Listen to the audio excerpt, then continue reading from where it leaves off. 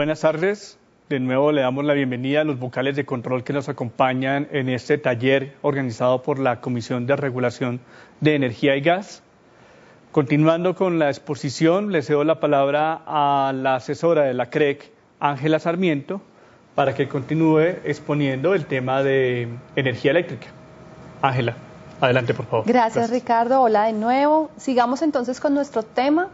Ya mirando la importancia de lo que es tener la medición individual, vamos a mirar lo que se exige o lo que se requiere para el tema del estado de ese medidor. Entonces, es fundamental que ese medidor mida bien, con eso vamos a pagar, no quisiéramos nosotros pagar de más y obviamente tampoco es correcto pagar menos de lo que se debe. Entonces, por lo tanto, ese medidor tiene que estar sometido a que esté en buen estado. Pero nosotros no somos quienes para saber si ese medidor está midiendo bien o no, es la empresa la que a medida que va teniendo historia de nuestros consumos, piensa, más bien se da cuenta si ese medidor está dando unas mediciones como extrañas o de pronto a nosotros nos llega una facturación que no es y esa puede ser un indicador de que el medidor no esté funcionando bien.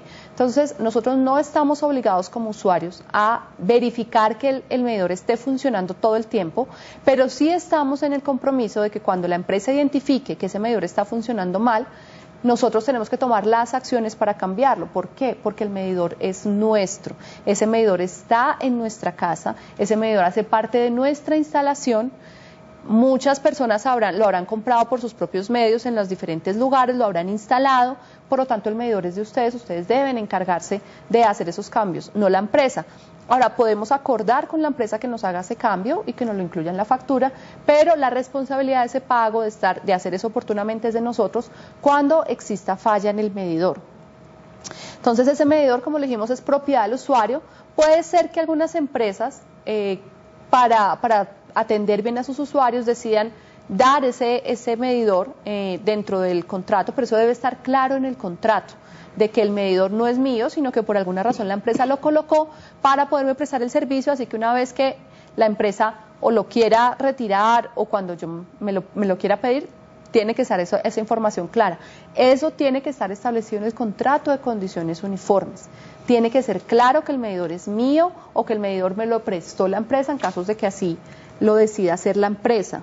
Bien, otro de los puntos que tenemos ahí es sobre el control de funcionamiento. Ya les dije que es nuestra responsabilidad cuando se detecte que ese medidor está fallando, hacerlo cambiar. La revisión y la calibración se tiene que hacer según los respectivos códigos de medida.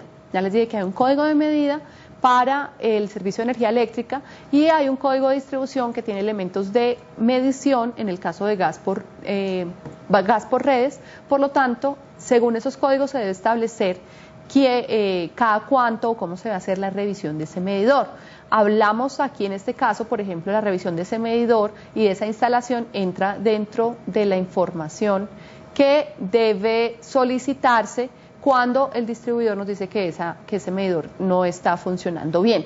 En el caso de energía eléctrica, el cambio de esa medición o la revisión es de acuerdo a lo que se establezca en el contrato de condiciones uniformes. Lo puedo hacer individualmente, lo puedo contratar con un tercero, lo puedo hacer con la empresa, pero en el caso de gas por redes, la única persona encargada de poder administrar o manejar esos elementos por ser un tema de seguridad es el distribuidor o una empresa que esté calificada para hacer ese tipo de trabajos.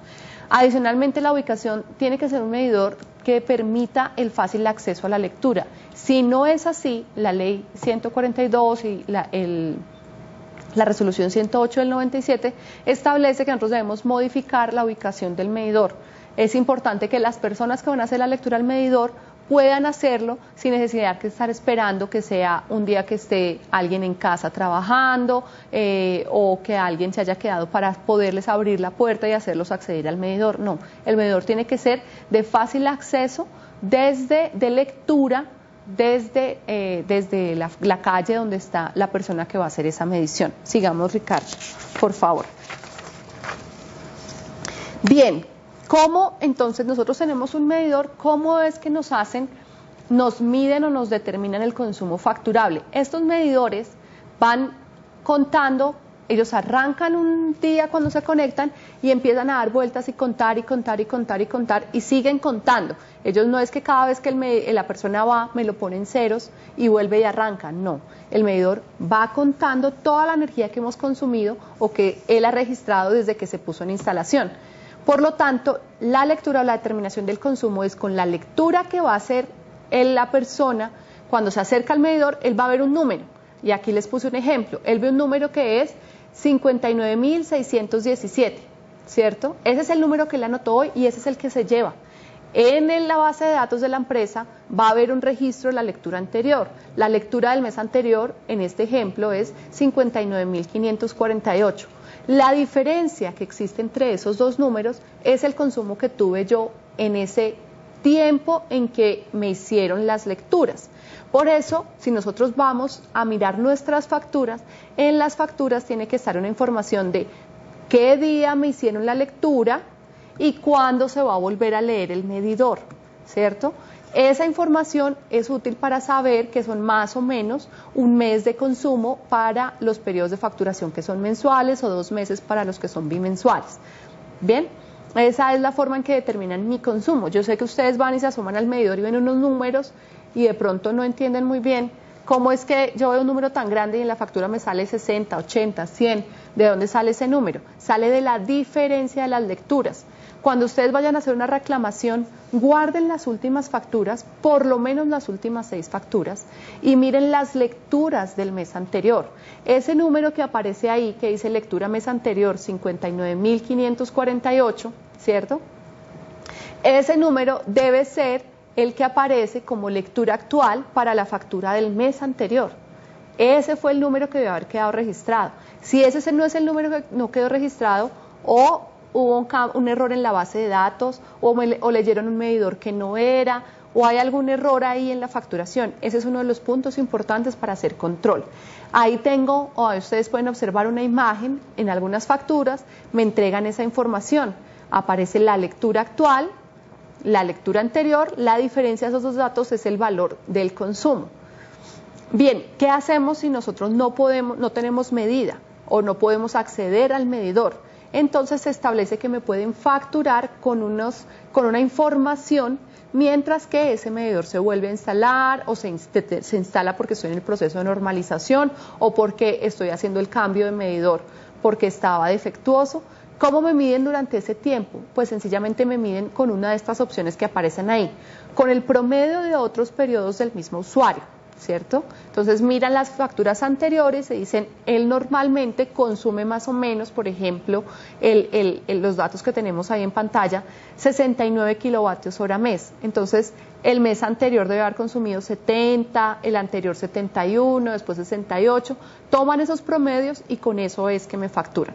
Con base en los consumos promedios de usuarios similares. Entonces, esas características de consumo se repiten entre los mismos usuarios. Ustedes que están ahí pueden hablarse con sus compañeros y se darán cuenta que los consumos más o menos son similares para muchas personas. Esa es otra forma de hacerlo. O algo que se llama aforo individual. Aforo individual es ir a mirar lo que tengo instalado y con unos patrones históricos de datos de lo que toda la gente normalmente consume, entonces se determina, por ejemplo, si tengo 5 bombillos, pues no me van a contar los 5 bombillos todo el tiempo.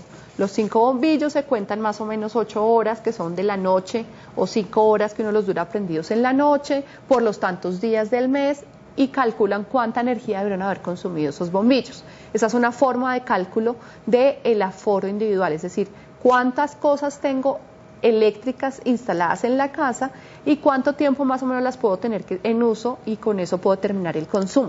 Si ustedes ven esas formas no son muy precisas, puede haber error, puede ser que mi vecino que es muy parecido, supuestamente el mismo estrato, la misma área de vivienda, puede ser que consuma mucho más y entonces a mí me van a castigar. Por todas esas razones es que es importante siempre tener el medidor individual.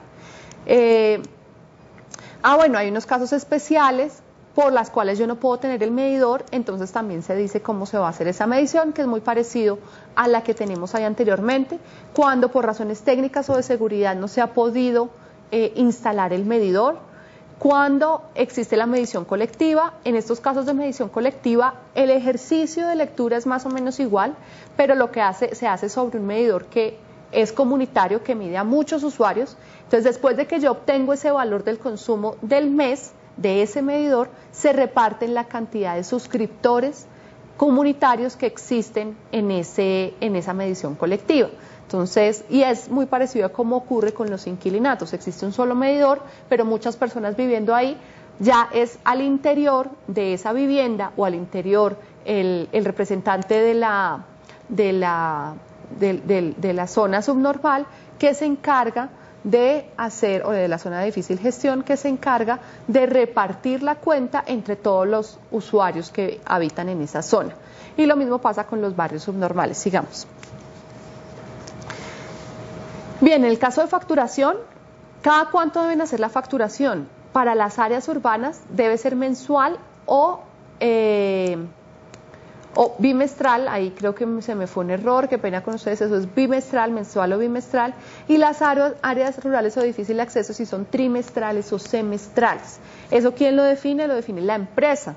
¿Por qué? Porque dependerá de qué tan difícil es llegar a un sitio para ir a hacer la lectura. Si me demoro en llegar a un sitio, no sé, 5 días, 8 días en recorrer toda la zona y poder facturar, pues me va a quedar muy difícil volver pronto, entonces voy a volver sencillamente a los 2 meses.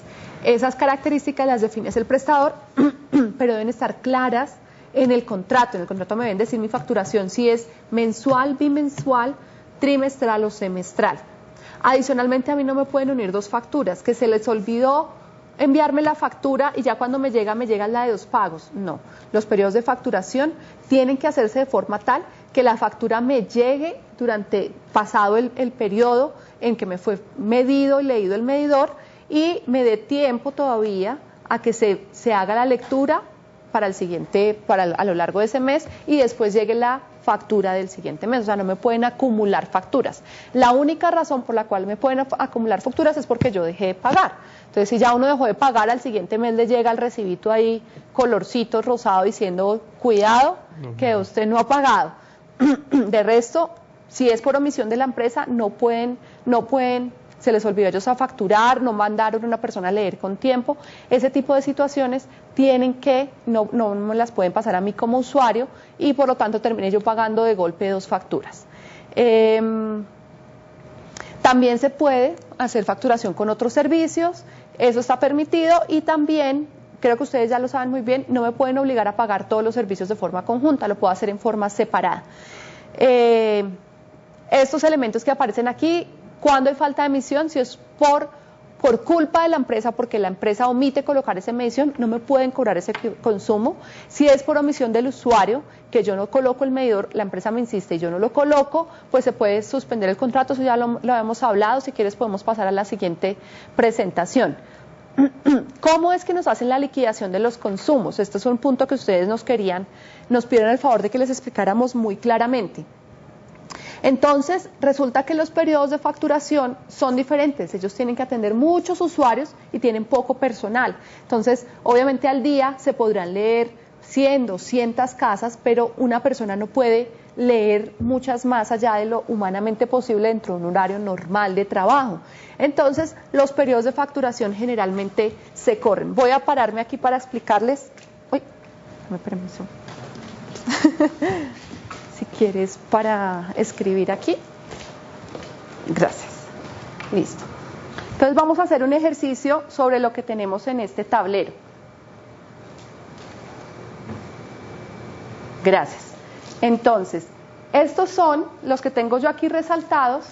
Estos de acá son los días en los cuales me están midiendo el consumo. Todos estos son aproximadamente, aquí se nos corrió un poquito, estos días y hasta acá. Fueron los días en los cuales me hicieron la lectura. Arrancaron acá, no se alcanza a ver muy bien, pero vamos a hacer un ejercicio. Este fue el día de la última lectura que me hicieron, y aquí es el día final, el día 13, casi no se ve, pero este es el día en el cual me están haciendo la lectura. Entonces, todo esto que está entre esos 2 días es el periodo facturado. Como las tarifas se aplican mes a mes, o sea, para el mes de mayo existe una tarifa del costo unitario del mes de mayo. En junio va a haber una tarifa de costo unitario del mes de junio, que es diferente a esa tarifa que aparecía aquí en mayo, ¿cierto? ¿Cuál tarifa me deben aplicar? La del mayor número de días facturados dentro del periodo consumidos dentro del periodo facturado. Si vemos aquí solo fueron 13 días de junio, pero de aquí de mayo estuvo desde el día 4 aproximadamente hasta el 30, o sea, hay más días en mayo que en junio dentro de los que yo consumí que me están facturando. Por lo tanto, la tarifa que me debe aplicar es la de el costo unitario definido para el mes de mayo, ¿cierto? Esa es la tarifa que me deben aplicar. Cuando queramos verificar esto, vamos al SUI, ¿cierto? Que es el, bueno, voy a colocar aquí la dirección, www.sui.gov.co,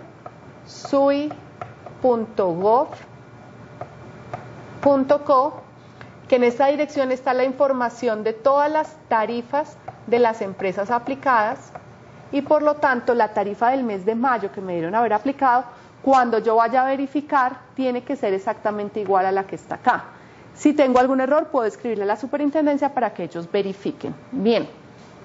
Ahora, si yo tengo reclamaciones sobre esas facturas, esas reclamaciones y esos periodos de reclamación no pueden superar 5 meses. Yo no puedo ir a pelear. Mire que hace un año usted me cobró y no, porque ya después de un tiempo ya cierra ese periodo y no puedo facturar. Sigamos. ¿Sigue? La liquidación del consumo. Entonces, ese valor a pagar es el consumo que ya miramos cómo lo sacábamos, que es por la diferencia de las lecturas del medidor. Y esta tarifa, esta que aparece aquí, es el costo unitario de prestación del servicio. Existe un costo unitario fijo o variable para los servicios, para cada uno de los servicios, ¿cierto? Entonces voy a determinar esa tarifa en el costo variable por el consumo. Esa será el consumo, un consumo aquí igual al consumo, y a eso le tendría que sumar el costo fijo para los servicios que tienen ese costo fijo, y ahí sí determino cuánto tengo que pagar de los servicios públicos. Hoy para el gas, en todos los casos tenemos un costo fijo y un costo variable, perdón, este que está acá, de los costos unitarios, y en energía eléctrica hay algunas empresas que ya empezaron con la nueva metodología, que también tienen un costo fijo, un costo variable. Algunas empresas que todavía no se les han aprobado cargos con la última metodología, todavía están con únicamente el costo variable porque el costo fijo no se había calculado en ese momento. Bien, es importante que revisemos que estas facturas nos las deben entregar por lo menos 5 días antes de que tengamos que pagar, porque pues si nos la entregan el día anterior no va a alcanzar a conseguir la plata o el tiempo o coordinar las cosas para hacer los pagos. Este es el plazo mínimo que se debe tener. Generalmente las empresas dan un poco más de tiempo, pero ese es el plazo mínimo. Bien, contenidos de la factura, los datos de la empresa, es importante que miremos el estrato, el periodo de facturación, si es mensual, bimensual, qué día se hizo la lectura al medidor, tanto el anterior como el actual, y los 6 consumos anteriores, porque con esta información de los 6 consumos anteriores, no nos va a alcanzar el tiempo, pero hay un tema de desviaciones significativas que nos van a decir si nuestro consumo de pronto está extraño y debe ser revisado. Obviamente, ¿cuánto tenemos que pagar? Nosotros usualmente solo miramos esto, pero hay que mirar toda esta información hacia atrás y demás información adicional. Sigamos. Bien, esto es de las desviaciones significativas, nos tocaría verlo muy rápido. Voy a quitarle aquí 2 minutos a Roger para lo que él tiene de presentación. La desviación significativa, sigamos. Sigue, por favor. Es esto es una desviación significativa. Normalmente yo puedo consumir acá, pero de repente me bajo y tengo un cambio muy grande, es decir que respecto de lo que históricamente he consumido, mi consumo varió muchísimo. Eso es una desviación significativa. ¿Y qué puede ser? Puede ser que el medidor estuvo dañado, o puede ser que me fui a vacaciones, o puede ser que hubo una falla en la conexión, algo pasó acá. por lo tanto yo tengo que saber. Usualmente si ustedes miran sus facturas, vamos a ver que nosotros tenemos este tipo de consumo, este es el normal. Cuando de pronto pasa algo de esto, por eso es que las empresas tienen que averiguar qué fue lo que pasó con el consumo. Puede ser algo que esté pasando a nuestro favor o en nuestra contra. Sigue, por favor.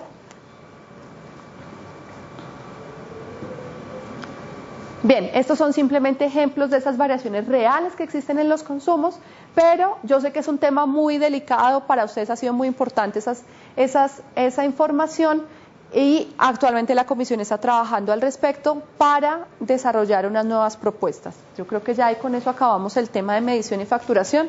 Te cedo la palabra, Roger.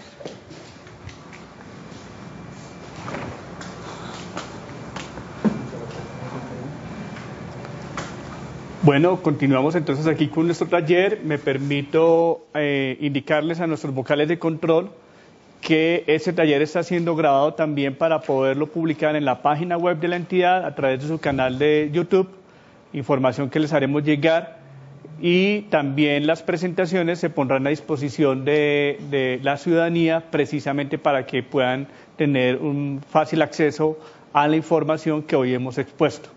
Le cedemos ahora sí la palabra entonces a nuestro compañero Roger, quien complementará parte de su exposición, y luego nos iremos al tema de preguntas y respuestas, donde también ya tenemos habilitado el chat, ya hemos recibido algunas inquietudes y procederemos entonces a responderlas. Bueno, básicamente lo que vamos a cerrar de manera muy breve, vamos a cerrar con una serie de inquietudes que nos expresaban de manera escrita anteriormente. Básicamente nos preguntaban sobre cuándo se da la suspensión de mutuo acuerdo. Hay que señalar que la suspensión de mutuo acuerdo básicamente se da, como su nombre lo indica, cuando hay común acuerdo entre las partes. Entonces, cuando el suscriptor le solicita a la empresa la suspensión del servicio. También nos preguntaban sobre las causales de la suspensión por incumplimiento. Básicamente son tres: la falta de pago, el fraude y la alteración inconsulta y unilateral de los medidores por parte del usuario. Otra consulta que nos hacen en la comunicación es cuando se da un incumplimiento que genere terminación y corte definitivo del servicio. Básicamente, una vez se evidencie el no pago de al menos 3 facturas consecutivas, cuando existan acometidas fraudulentas, o cuando el inmueble desaparezca, ya sea por demolición o por alguna otra causal. Básicamente son causales como la demolición. Una nueva consulta que nos hacen es la relacionada con el restablecimiento del servicio. ¿Cuándo y cómo se debe restablecer el servicio? Básicamente, el servicio se restablece cuando se elimina la causa que dio origen a la suspensión del servicio. Otra consulta que nos hacían era relacionada con los títulos valores que algunas de las empresas solicitan a los usuarios como respaldo para el pago de sus obligaciones. Tenemos que la Corte Constitucional ha desarrollado este tema ya ampliamente. De manera específica les traemos la sentencia C-389 de 2002, en la que la Corte dijo que esto sí es válido, pero que no es válido para los usuarios residenciales. Y no es válido para los usuarios residenciales porque desvirtúa la naturaleza social del servicio público, cualquiera que sea este. De manera que sí es válido, pero no para usuarios residenciales, así lo ha señalado la Corte Constitucional. Finalmente, un tema que consideramos muy oportuno señalar, en este caso lo señalaremos muy brevemente por limitaciones de tiempo, pero son los recursos y las estancias legales que tiene el usuario para a hacer valer sus derechos. Anteriormente, al principio de la exposición, señalamos cuál era la institucionalidad del sector y lo importante que era conocer esa institucionalidad para poder establecer hacia dónde nos dirigimos. Entonces, en primera instancia, básicamente, el primer derecho al que tiene acceso el usuario es al derecho de petición. El derecho de petición es un derecho constitucional al que tiene derecho, digamos, todos los usuarios y todas las personas en general para hacer consultas y peticiones y quejas respetuosas ante la administración. Esta es la primera instancia de cualquier actuación o de cualquier, digamos, vía gubernativa que se quiera iniciar posteriormente. Si la respuesta que da la empresa al derecho de petición no satisface las expectativas que tenía el usuario puede, no debe, puede proceder con un recurso de reposición. El recurso de reposición es básicamente decirle a la empresa: señores, lo que ustedes me dijeron no satisface mis necesidades, bien sea por la forma o por el fondo. Este recurso de reposición se hace ante la misma empresa de servicios públicos y es la misma empresa de servicios públicos la que reevalúa su decisión inicial, la decisión inicial tomada acá en el derecho de petición. En algunos casos, la misma empresa dice: sí señor, usted tiene razón, yo cambio o revoco o modifico la decisión que a usted no le gusta. En ese caso, hasta aquí llega la actuación. Sin embargo, hay otros casos en los que la empresa de servicios públicos le dice al usuario: señor, yo me ratifico en mi decisión, yo considero que mi decisión original, la que le había respondido en el derecho de petición, está correcta, está bien. En esos casos, el usuario tiene la oportunidad de interponer un nuevo recurso que se llama apelación. Este ya no ante la misma empresa de servicios públicos, porque ya la empresa de servicios públicos ratificó su decisión, sino ante la Superintendencia de Servicios Públicos en segunda instancia, como se dice en derecho. En esta oportunidad será la superintendencia como superior jerárquico de la empresa de servicios públicos quien decidirá si lo que se dijo inicialmente acá en el derecho de petición es correcto o no es correcto. Esta decisión ya no tiene más recursos. Lo que diga la Superintendencia de Servicios Públicos ya no tiene más recursos y en este punto se agota lo que se denomina la vía gubernativa y lo que quedan serían las vías jurisdiccionales ante los jueces y tribunales. Una claridad muy importante: el recurso de reposición y el recurso de apelación pueden presentarse en una misma instancia, en una sola vez. Uno le puede decir a la empresa de servicios públicos: viejo, yo le presento recurso de reposición y en subsidio de apelación.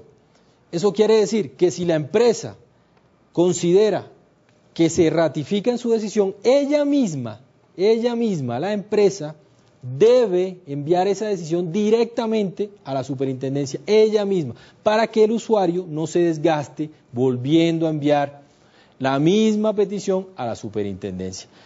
Estos son los mecanismos iniciales que todo usuario tiene a primera mano para hacer valer sus derechos.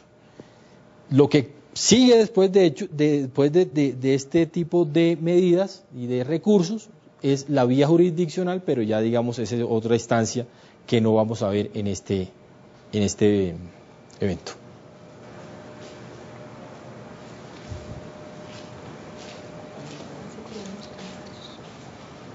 Bueno, de nuevo pues agradecemos a los vocales de control que nos acompañan.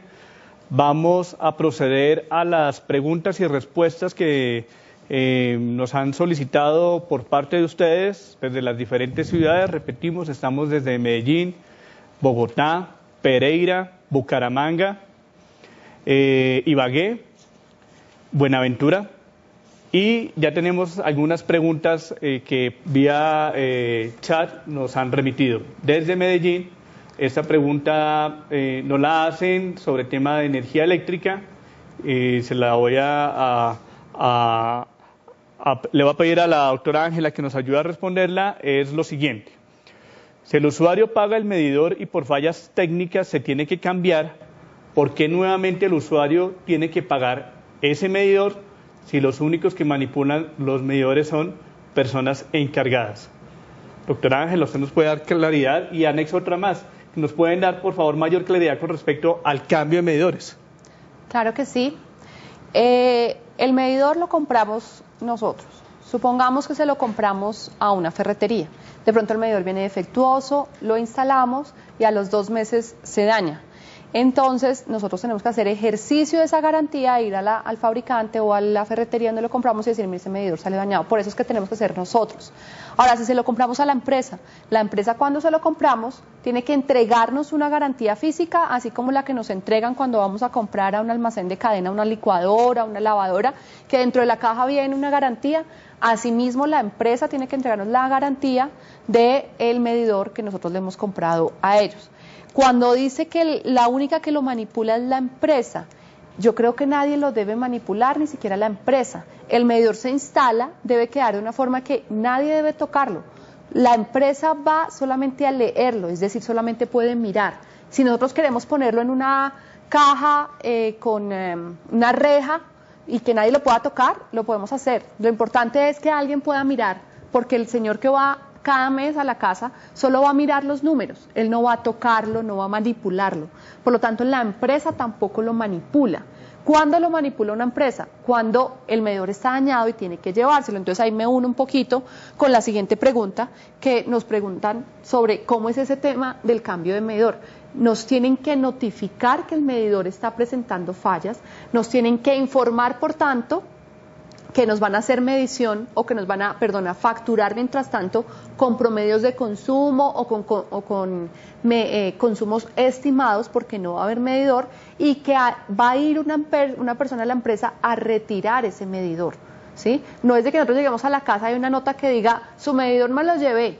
No, tiene que haber previo una nota donde nos dicen, señor, hemos encontrado, hemos pensado o creemos o sospechamos que hay una falla en su medidor, por lo tanto estará pasando un técnico en una visita programada en la cual nosotros podemos estar presentes, podemos mirar, si lo tienen que retirar, se tiene que retirar, pero nosotros tenemos que estar presentes, eso es muy importante. Pero ojo que no podemos entonces también ser obstáculo para que el medidor esté en buen estado. Si nos han avisado y nosotros no hemos tomado las acciones para coordinar esa visita, pues obviamente la empresa que tiene que hacer va y retira el medidor porque ya nos dieron ese aviso, ¿cierto? Entonces, por eso es muy importante que nosotros demos la facilidad para que ese medidor se pueda llevar. Cuando ese medidor es llevado, nosotros somos los dueños de ese medidor. Nosotros tenemos que definir y establecer el lugar donde se le va a hacer las pruebas, las mediciones. Hoy en día ya hay muchos sitios donde se hacen esas mediciones. Generalmente la empresa dice, yo tengo un sitio. Ustedes pueden acceder, llevarlo a ese lugar y ustedes tienen que saber que ese medidor tiene que quedar en custodia, es decir, nadie lo puede tocar o manipular, la empresa no puede hacerlo, y el día que se le van a hacer las pruebas ustedes tienen que estar presentes, les informan cuándo se van a hacer las pruebas de ese medidor. Ese es el procedimiento, porque ustedes no pueden de que se llevó el medidor y de que pasó todo eso. Ese es el procedimiento para cambio de medidores, por eso hay que estar muy bien, pendientes de la información que nos llega con la facturación, porque puede ser que la información que nos llegó dice, mire, vamos a pasar a revisar el medidor porque encontramos algunas fallas, y nosotros no le paramos atención a eso, no le ponemos atención, llega la persona, tiene que revisar el medidor, después nos llega la notificación y nos ponemos bravos. Hay que estar pendientes, pero ojo que el medidor no puede ser manipulado por nadie, el medidor se coloca y tiene que quedar ahí quietico, la empresa no lo puede tocar, yo no lo puedo tocar. Cuando lo toca la empresa tiene que ser en mi presencia y yo no puedo manipularlo, por eso la empresa le pone unos sellos donde dice, mire, aquí esto está como cerrado, si alguien lo tiene que abrir tiene que romper el sello, entonces es un seguro para la empresa y un seguro para mí. Si ustedes quieren pueden poner ese medidor, digamos que en un lugar que nadie se lo vaya a robar, llevar, la empresa no se lo pueda llevar, pero tienen que permitir que se pueda leer y que cuando tengan que hacerse revisiones sobre ese medidor podamos coordinar las visitas para que se hagan. Sí, ampliando un poco, correcto, doctor Roger. Ampliando un poco lo que señala Ángela, quisiera precisar que legalmente todo todo lo que señala, todos los procedimientos que señala Ángela, no son una liberalidad de la empresa, ni un favor de la empresa, ni mucho menos. Esto hace parte de un debido proceso que, si no se sigue, puede ser considerado como una irregularidad en el procedimiento y en la cadena de custodia de todo el procedimiento. En este orden, si no se sigue ese procedimiento, estaremos frente a una irregularidad y a un procedimiento que no surtiría el trámite legal debido. Básicamente era eso. Yo agrego otra pregunta que nos hacen también desde Medellín, y es que, doctor Roger, doctora Ángela, hay usuarios que quieren sacar el medidor del predio porque no es de fácil lectura, porque hubo remodelaciones. Sin embargo, pues el obstáculo que suelen tener los usuarios es que el costo es elevado trasladarlo. Aquí nos preguntan desde Medellín, es un costo elevado por parte de la empresa y el usuario en muchas ocasiones no cuenta con los recursos económicos. ¿Quién regula esos costos o quién define esos costos, para entender un poquito más la pregunta? ¿Quién puede definir, quién me puede decir a mí como usuario, el traslado de ese medidor tiene un costo determinado, o cómo puedo yo verificar que me están cobrando un costo que realmente se ajusta al valor que puede implicar ese cambio?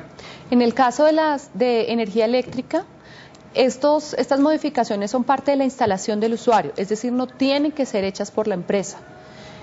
En ese caso, digamos que en esa misma línea, yo puedo hacerlo con alguien que tenga la idoneidad, es decir, que cumpla con el reglamento técnico de instalaciones eléctricas, que tenga la capacidad para hacer eso en la forma apropiada, y lo puedo pagar. Entonces, no son los precios de la empresa, son los precios de las mismas personas que hacen las instalaciones internas.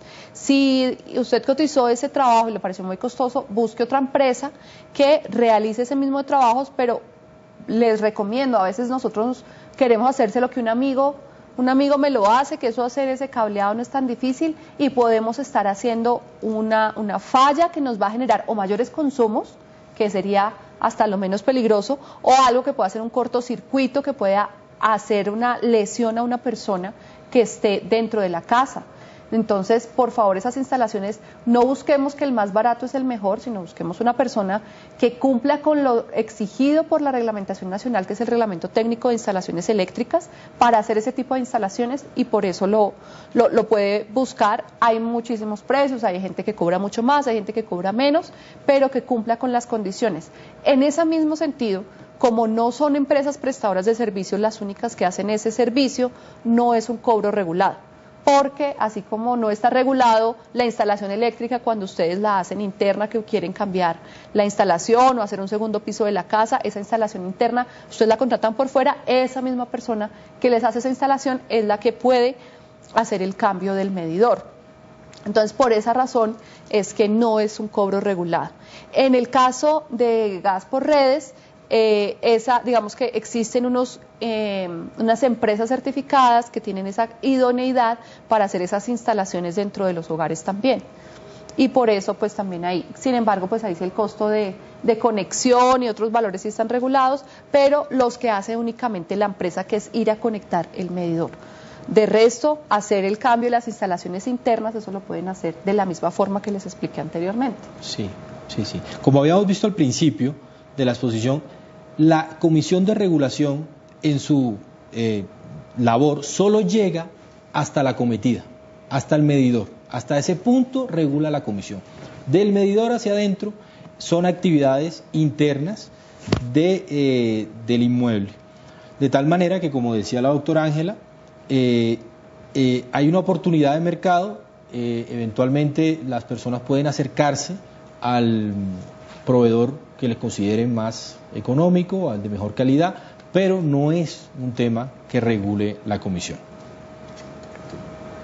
Bueno, aprovechando el tema de gas, del que estamos hablando, me remito a una pregunta que nos hacen vocales de control desde Buenaventura.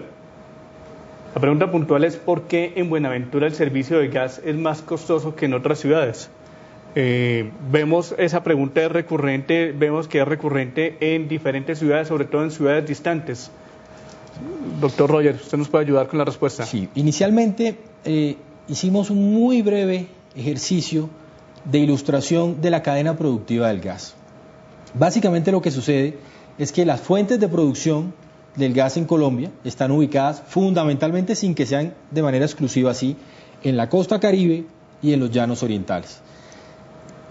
El costo unitario del gas, que es básicamente el costo de la tarifa del recibo que les llega a ustedes a sus hogares, está dado por la suma de varios factores, y uno de esos factores es el transporte. El transporte para llegar a un sitio como Buenaventura, desde la costa Caribe, desde La Guajira o desde los llanos orientales, es un poco más elevado que el de la misma costa, digamos por la cercanía geográfica y física que existe de la fuente de producción al destinatario final. Entonces la suma de esos cargos eventualmente sí puede hacer que la tarifa, cuando el sitio está más alejado de la fuente de producción, sea un costo un poco mayor, que es el caso puntual de la ciudad de Buenaventura en este caso.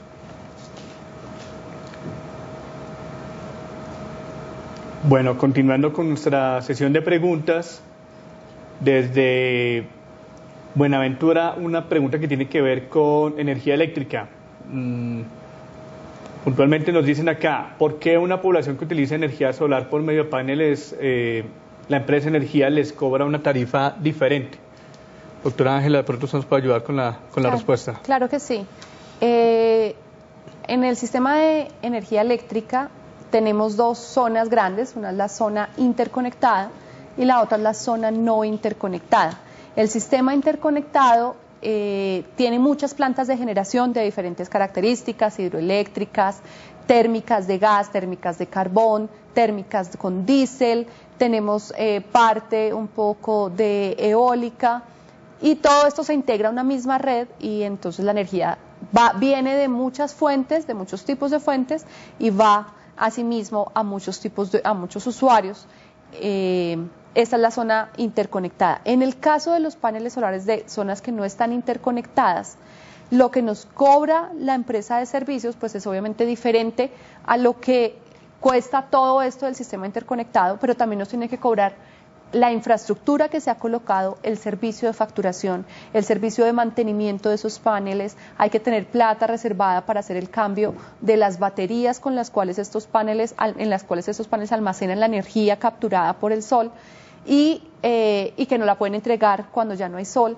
Todo este tipo de sistemas se tienen que obviamente facturar y se tienen que recoger por los usuarios. El hecho de que si la energía del sol es gratuita, la infraestructura que yo utilizo para capturar esa energía, para almacenarla y para distribuirla, igual tengo que guardar, pues recoger el dinero para recuperar esa inversión que se hizo, y obviamente para tener el dinero suficiente de cambiar los módulos cuando se tengan que cambiar, hacer los mantenimientos cuando se tengan que realizar.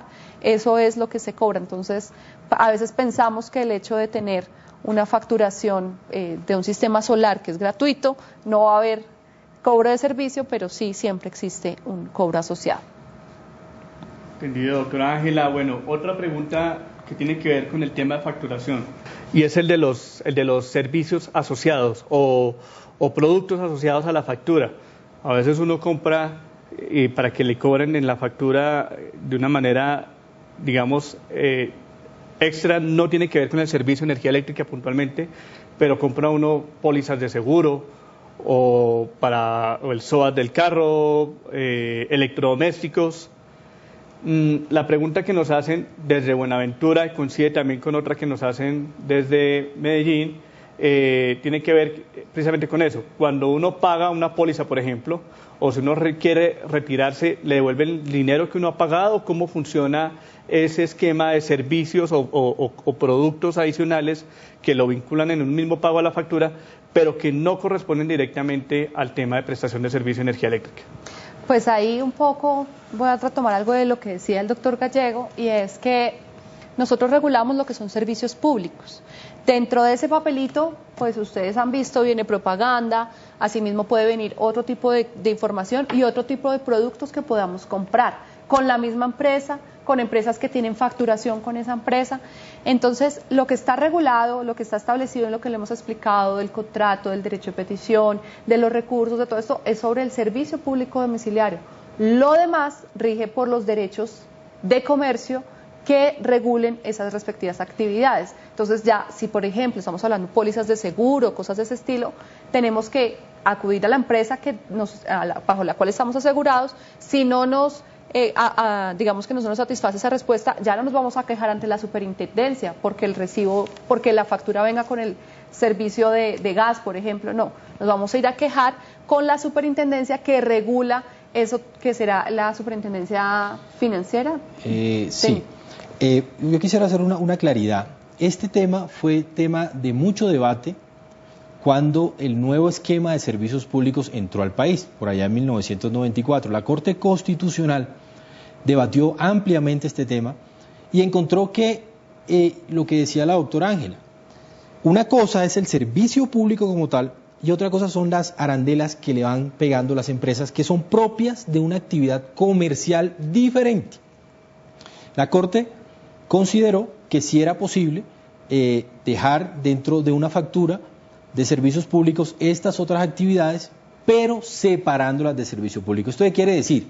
Que si, por ejemplo, una persona deja de pagar la cuota de, por decir algo, el televisor o la licuadora que compró, no se puede ver afectado el servicio público. Es decir, si no tuvo plata para pagar separadamente, porque además en la factura debe estar perfectamente separada ambas cosas, no le puede la empresa confundir una cosa con la otra. Es decir, si dejó de pagar la lavadora o la licuadora, no pueden cortarle el servicio de energía ni de gas o el servicio público que sea correspondiente. De tal manera que, digamos, en este caso están juntas las cosas, pero no se deben revolver de ninguna manera. Son dos actividades comerciales completamente diferentes. Muy bien, entendido. Vamos también con dos preguntas ahora con el sector de gas. Esta nos la hacen desde Pereira. Nos preguntan que si la Agencia Nacional de Hidrocarburos es la entidad encargada de regular el tema de gas en lo que tiene que ver con generación. Vemos que la explicación de Roger fue muy clara en ese sentido. La pregunta que nos hacen es ¿qué entidades son las encargadas de regular, en el caso de la energía eléctrica, la generación? Doctora Ángela. Bien, aquí la generación es diferente a la producción. En este caso nosotros somos los encargados no de establecer ni normas ambientales ni de hacer preferencias de una tecnología versus otra, pero sí somos los encargados de dar las señales para que exista la suficiente energía, independientemente de cuál sea la fuente, la suficiente energía para abastecer la demanda energética del país. Entonces, desde ese punto de vista somos nosotros, pero nosotros no somos quienes decimos vamos a hacer esta planta con esta tecnología, ni vamos a montar aquí una hidroeléctrica, ni aquí vamos a montar un panel, no somos nosotros. Nosotros simplemente establecemos que la energía que se vende con unas condiciones y ya con esas condiciones son las personas privadas, dicen a mí, esto me parece interesante, yo tengo un panel, lo puedo montar y puedo participar en el mercado de energía mayorista. O si es en una zona interconectada, no interconectada, entonces puedo abastecer un municipio sin necesidad de participar en el mercado de energía mayorista, pues porque este solo abarca el sistema interconectado nacional. Entonces, desde el punto de vista de quién debe decir cuánta generación se necesita, en teoría, pues no somos nosotros y también utilizando la información que desarrolla la Unidad de Planeación Minero-Energética, pero la decisión la toman son los inversionistas.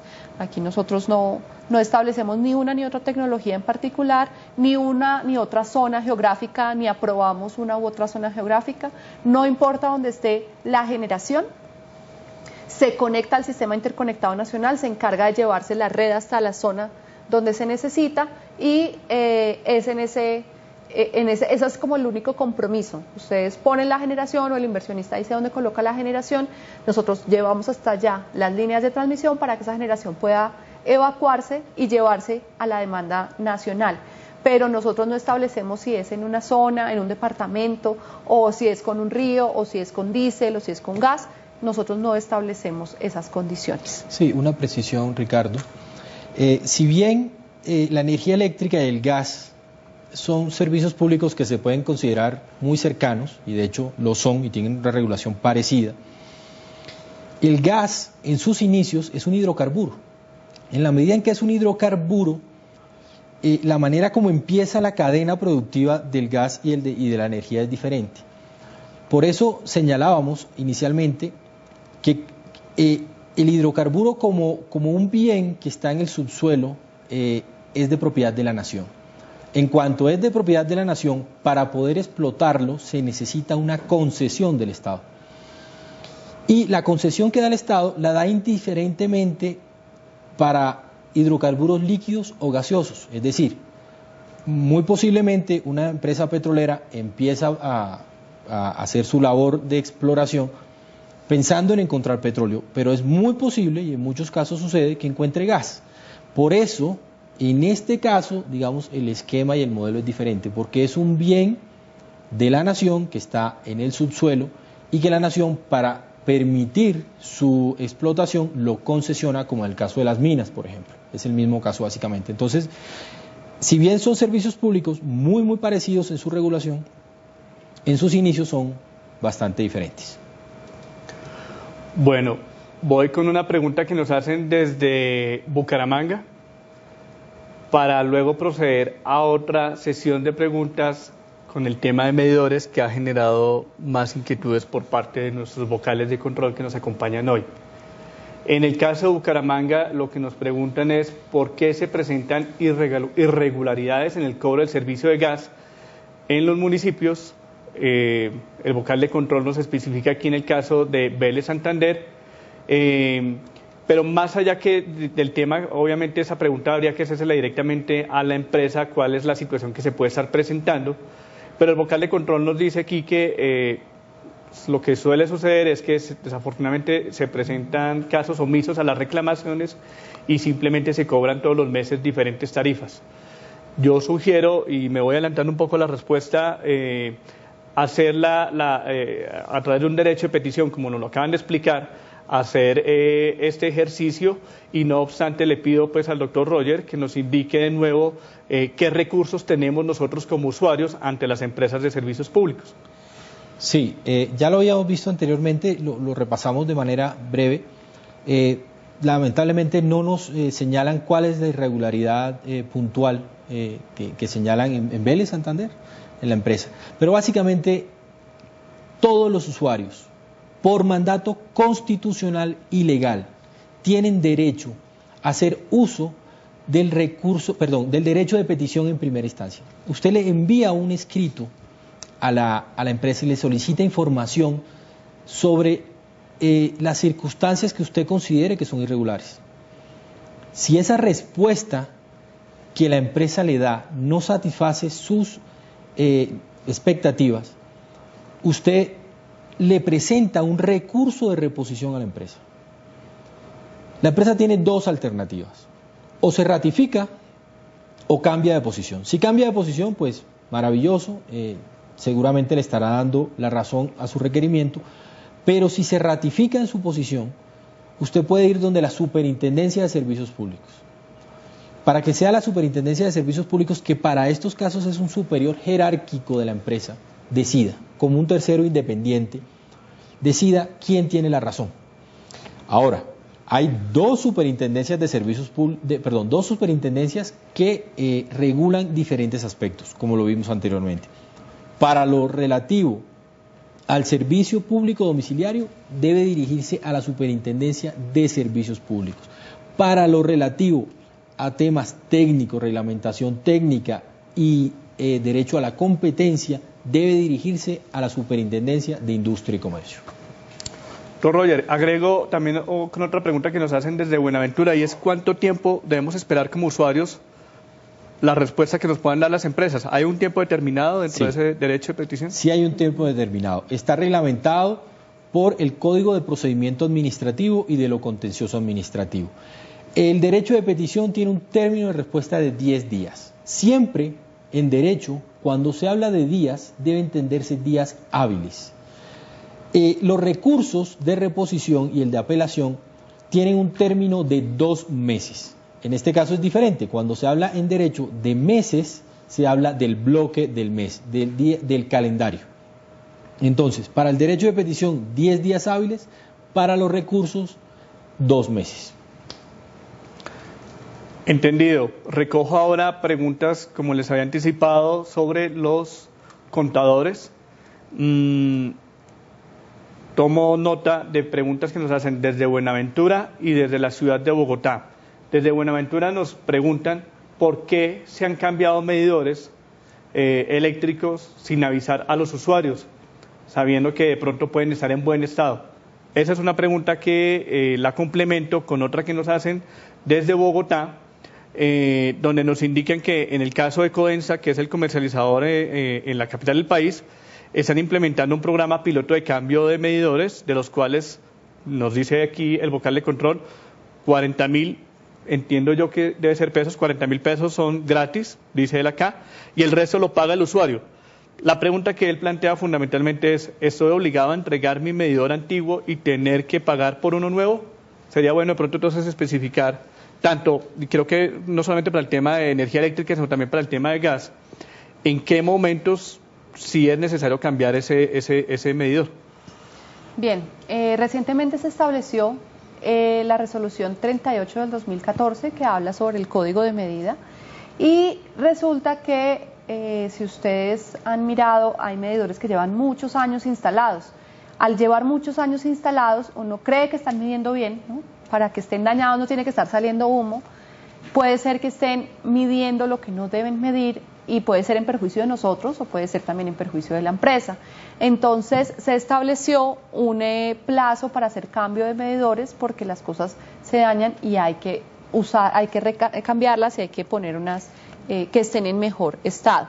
Entonces esto hace parte del programa que están haciendo algunas empresas de hacer reposición de medidores, están haciendo unas facilidades para algunos usuarios, pero pues alguna duda, alguna inquietud específicamente sobre los plazos, eso no le aplica a todos por igual porque no todos los medidores tienen exactamente las mismas fechas. Entonces es importante que usted mire con la empresa le debe haber hecho llegar información del medidor que se tiene, de cuáles son esos plazos, de cuáles son los tiempos. Si tiene alguna duda, escríbanos por favor para poder revisar la información de que se está aplicando. Entendido. Aquí pues nos insisten los vocales de control. Acabo de ver otra pregunta que tiene que ver con medidores desde Pereira. Creo que la inquietud que se generaliza a uno como usuario es ¿cómo sé yo exactamente que el medidor está funcionando o no? Pero desde Pereira nos dicen también, digamos que, ¿de qué manera la empresa garantiza que efectivamente es necesario cambiar el servicio?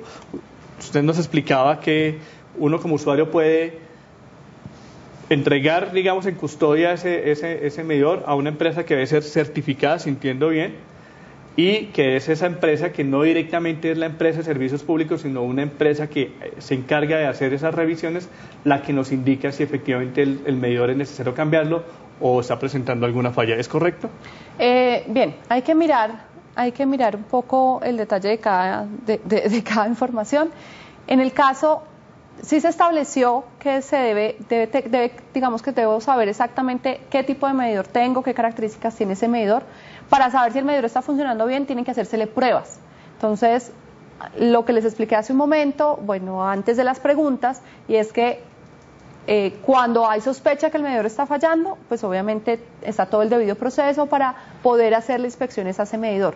Pero también hay otro que es cuando lleva mucho tiempo instalado, lleva más de 20 años ese medidor ahí, entonces tengo que hacerle una revisión, se retira, se verifica que el medidor esté en buen estado y una vez ese medidor se verifique que esté en buen estado, tiene un certificado de que está en buen estado y se puede volver a instalar. Lo que pasa es que ese proceso viene siendo casi igual hoy de costoso a lo que cuesta un medidor, con la tecnología como avanzado, por eso es que en algunos casos se habla de reposición, porque esos nuevos medidores tienen unas características mejores que nos permiten hacer un mejor control del consumo, nos puede llegar la información al celular, hay unas cosas muy interesantes aprovechando la tecnología que hoy en día todos tenemos. Entonces es importante que miremos, por eso les digo, cada caso dependerá. Siempre, como ya les había mencionado el doctor Gallego, es importante tener el debido proceso. Si hubo alguien que dijo en alguna de las preguntas que le habían retirado el medidor y que no se había enterado y que se lo habían facturado, tiene que entrar a la superintendencia a hacer una reclamación de qué fue lo que pasó, porque el medidor es un medidor propio, es un medidor de él y por lo tanto tenían que haberle informado todo el procedimiento. Ahora, en cuanto a las empresas que hacen esa revisión, existen empresas dedicadas a hacer pruebas a los medidores. Lo que pasa es que esas empresas casi siempre están asociadas a las mismas empresas de distribuidor porque son los que más manejan equipos. Pero si tenemos inquietudes sobre esa, podemos consultar y estamos en todo el derecho como usuarios de ubicar otra empresa que haga ese tipo de estudios, que haga ese tipo de pruebas, sobre los medidores, y es allá donde se va a llevar el medidor. Yo quisiera referirme de manera puntual, en este caso, a un tema que también es motivo de múltiples y constantes consultas por parte de los usuarios ante la CREG y ante la superintendencia, y es las revisiones quinquenales de los gasodomésticos y las instalaciones internas de gas. Cada 5 años, en el caso del gas combustible, el usuario debe solicitar una revisión de sus instalaciones internas, y esa revisión empieza por el medidor. Lo primero que se revisa en una de estas operaciones es si el medidor está funcionando o no funcionando bien. De tal manera que para el caso de gas combustible es un muy buen momento para que la empresa evidencie o detecte algún tipo de irregularidad que cambie, en el caso del gas, este tipo de artefactos. Porque, como decía la doctora Ángela, en estos casos no es conveniente que ni el usuario, incluso ni la empresa, manipulen este tipo de artefactos. Entonces, la revisión quinquenal en el caso de gas es un muy buen momento para establecer el funcionamiento de estos dispositivos. Es importante entonces que ustedes sepan que estas dos informaciones que les hemos dado, tanto el nuevo código de medida como el tema de las revisiones periódicas, lo van a encontrar en la página CREG, www.creg.gov.co. Van a encontrar en la parte derecha unos vínculos a diferentes temas de gran relevancia. Uno de esos va a ser nuevo código de medida y el otro son revisiones periódicas. Ahí van a encontrar mayor información. Bueno, muy bien, pues ya estamos llegando a la parte final de nuestro taller. Les agradecemos por acompañarnos desde las diferentes ciudades. Entendemos la disponibilidad de tiempo que ustedes le sacan a estos temas. Es muy importante, continuaremos con este ejercicio. También me permito indicarles que aquellas preguntas que consideren que no han quedado claras o hay respuestas todavía pendientes, nos las pueden remitir al correo creg@creg.gov.co y procederemos también a darle respuesta. Asimismo, les estaremos informando a través de nuestra página web la publicación del video de este taller y las presentaciones que hemos desarrollado a lo largo de esta jornada. De nuevo, pues muchas gracias por acompañarnos. Hemos estado desde diferentes ciudades, desde Buenaventura, donde nos enviaron también fotografías del aforo que hubo, muy interesante, muy importante ese acompañamiento. Esperamos continuar con su compañía en diferentes talleres, lo mismo en Bogotá, lo mismo en Ibagué, en Bucaramanga, en Pereira, en Medellín también, donde estuvimos acompañados de vocales de control. Si ustedes tienen también inquietudes o quieren plantear algunos temas de trabajo para unas próximas jornadas, pues estaremos atentos a recibirlas. El canal de comunicación está abierto y sobre todo queremos que desde la CREG podamos generar espacios de participación ciudadana, espacios donde podamos capacitarlos y podamos también tener una retroalimentación de la información que ustedes como usuarios y representantes de los usuarios de servicios públicos requieren que sean desarrolladas, requieran que se haga algún tipo de precisión o algún tipo de explicación. Entonces, pues muchísimas gracias por nuestra compañía. Acompañamos también y agradecemos también al doctor Roger Gallego, a la doctora Ángela Sarmiento, quienes muy amablemente han estado en disposición también para atender sus inquietudes. De nuevo, repito el correo electrónico para cualquier comunicación, creg@creg.gov.co, es el correo desde donde podemos también responder sus inquietudes. No siendo más, agradecemos su participación y que tengas una feliz tarde. Muchas gracias.